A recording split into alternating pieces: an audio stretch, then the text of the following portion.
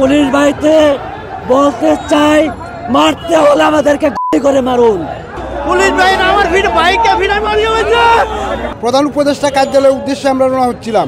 এখানে সাভার মুখ পর্যন্ত আসছি। এখানে পুলিশে বাধা দিছে, এই পানি দিছে, কয়েকজনের লাঠি চার্জ করছে। আমার এক ভাই হয়তো মারা গেছে। যদি জাতীয়করণ না করে আমরা এখানে জীবন দিতে আসছি, আমরা এই জীবন নিয়ে দেশে ফিরবো না। আমাদের অপরাধ কি? আমাদেরকে কেন গুলি করলো? লাঠির আঘাতে মারা যেতে চাই না। পুলিশ বাহিনীতে বলতে চাই, মারতে হলে আমাদেরকে গুলি করে মারুন। আমাদেরকে লাঠি চার্জ না। আপনাদের হাতে কত আছে চালান বুকে, আমরা গুলি খাইতে রাজি আছি, আমরা লাঠি খাইতে রাজি না, আমরা পঙ্গু হতে রাজি না, আমরা মরে যেতে রাজি, আমরা পঙ্গু হতে রাজি না। এই হাড্ডি ভেঙে দিছে, পঙ্গু করেছে, এতে আমরা রাজি না, আমরা মরে যেতে রাজি। আমাদেরকে কত গুলি আছে করুন পুলিশ ভাইয়েরা, কত গুলি আছে আপনারা করুন। আমাদেরকে এইভাবে নির্মমভাবে পিটায়েন না ভাইয়েরা, আমাদেরকে এইভাবে নির্মমভাবে মাইরেন না ভাইয়েরা। আমাদেরকে যদি মারতে চান একবারে গুলি করে নিঃস্ব করে দেন, যাতে আমার বউ, স্ত্রী, সন্তানেরা বলতে পারে যে আমার বাবা গায়ে মারা গেছে। মাদ্রাসা শিক্ষক, কোরআনের শিক্ষক, কোরআন বুকে নিয়ে আমরা শহীদ হতে চাই। এই এখানে আইসা যদি আমাদের মৃত্যু হয়, আমাদের মৃত্যু হবে শহীদ মৃত্যু। আজকে তাদের ঘরে বসে খাওয়ার সময় আজ তাদের বেতনের জন্য জীবন দিতে হচ্ছে রাজপথে।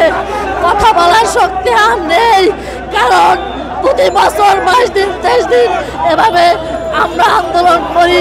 ফ্যাসিস্ট হাসিনা সরকার আমাদেরকে উনি যদি 50,000 টাকার একটা বাজেট, 50 লাখ টাকার বাজেট আমার 50,000 শিক্ষকের জন্য কেন জীবন দিতে হয়? প্রধান উপদেষ্টা ডক্টর ইউনূস স্যারের কাছে আবেদন জানাচ্ছি, যেটা হবার হয়ে গেছে, আপনি অতি দ্রুত আমাদের এই ন্যূনতম দাবিটুকু মেনে নিন।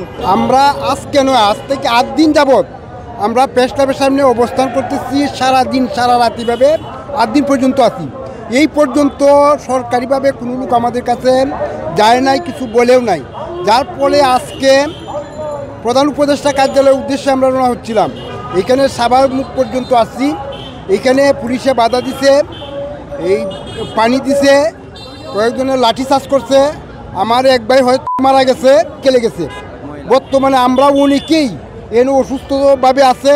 আর কিছু কিছু লোক মানে খুব কষ্টে এখানে থাকতেছে, অনেক লোকে কান্দাহাটি করতেছে, মানে খুব অসহায়ের উপর অসহায় অবস্থায় আমরা আছি। আমাদের প্রতি এই পর্যন্ত সরকারিভাবে কোনো লোক আমাদের কাছে যায় নাই। উপদেষ্টার কাছে আমরা আগেও স্মারকলিপি দিচ্ছি, এখনও তার সাথে কথা বলার জন্য আমরা বলছি, কিন্তু প্রশাসনিক কারণে আমরা যাইতে পারি নাই। আমরা বারবার তাদের কাছে বাধাগ্রস্ত হইতেছি, এবারও তার কাছে বাধাগ্রস্ত হইয়া এখন আমরা এখানে অবস্থান করতেছি। আমি এই জায়গায় যাইতে আসছিলাম, এনে দাঁড়াইছি গিয়া, হঠাৎ করে আমার উপরে করছে, কিন্তু আমি ধরে আর আমার কানে হাত দিয়ে যাচ্ছি, আমার সরার কোনো সুযোগ ছিল না, যার কারণে আমার উপরে গুলি লাগছে। এখন যে আমরা তো কোনো কিছুই করি নাই তাদের উপরে, কিন্তু তারা আমাদের উপরে হামলা করছে। আমাদের ন্যায্য দাবি জাতীয়করণ, আমাদের চাকরি যেহেতু সরকার দিয়েছে এখনো দিতে হবে, জাতীয়করণভাবে দিতে হবে। যদি তারা জাতীয়করণভাবে না দেয়, যদি জাতীয়করণ না করে আমরা এখানে জীবন দিতে আসছি, আমরা এই জীবন নিয়ে দেশে ফিরবো না। মানে লাঠি চার্জ করছে, গুলি চার্জ করছে, পানির সমস্যা হসপিটালে নেওয়া হয়েছে। পুলিশ বাহিনী আমার বাইকে ভিড়ায় মারিয়ে হয়েছে, আমার শিক্ষক বাইকে পুলিশে ভিড়ায় মারিয়ে হয়েছে, আমার বাইকে পুলিশে ভিড়ায় মারিয়ে হয়েছে, আমার বাইকে পুলিশে ভিড়ায় মারিয়ে হয়েছে।